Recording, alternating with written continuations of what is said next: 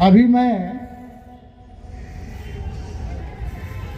जब आया और मुझे कहा गया कि जरा पुस्तक का थोड़ा देख लीजिए, स्टॉल घूम लीजिए,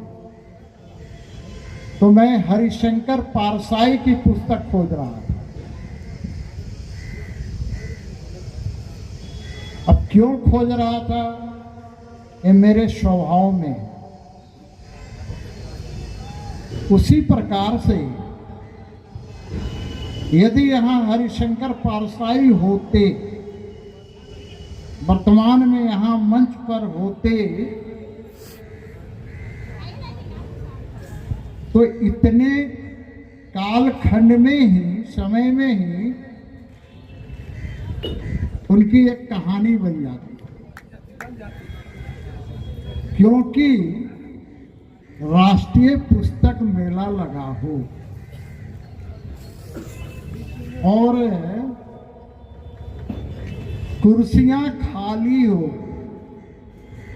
आगे भी खाली पीछे भी खाली, क्योंकि अब पुस्तक मेला है। अभी वो डमरू वाला लेकर के बैठ जाए सड़क पर तो देखिएगा वहां भीड़ लग जाए।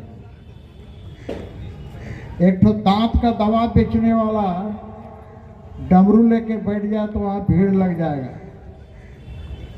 लेकिन राष्ट्रीय पुस्तक मेला है,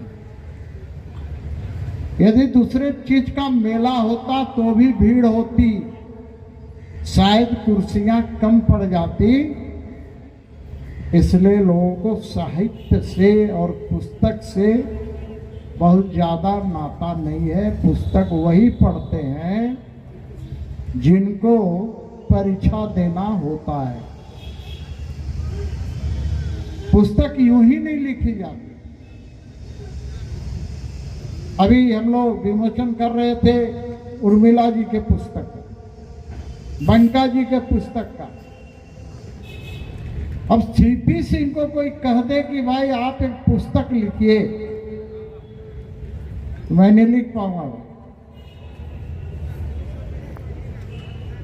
क्योंकि इसके लिए बड़ा ही तप करना पड़ता है। हम लोग जो तप करते हैं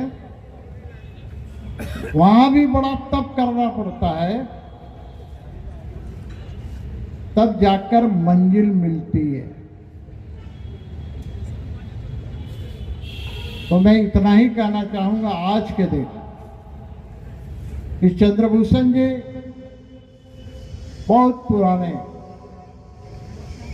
और हमेशा प्रणाम।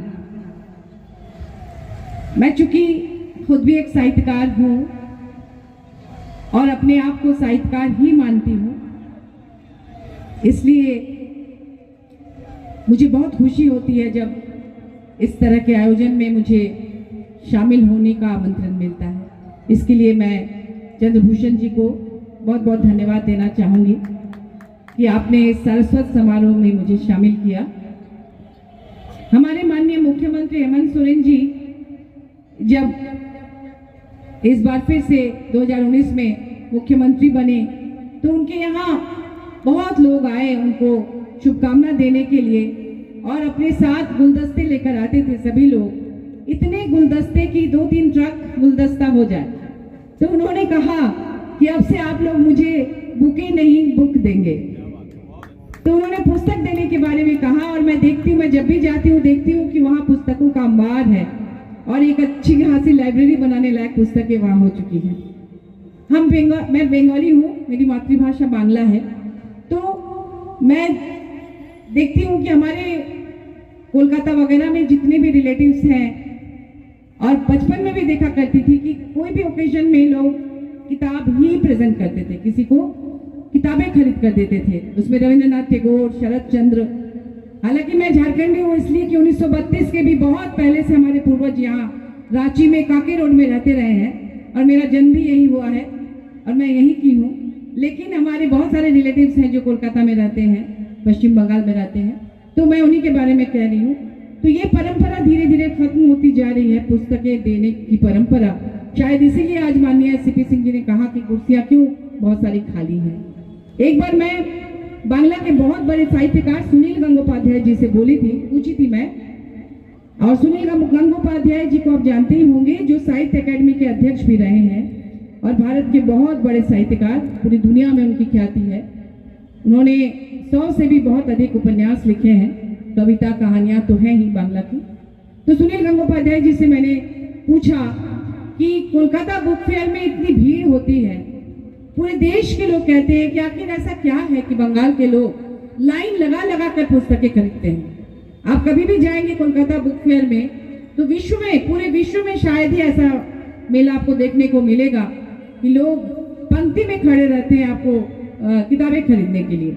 और उनका जो बजट होता है, सालाना बजट, उसमें किताबें खरीदने का भी बजट होता है अलग से।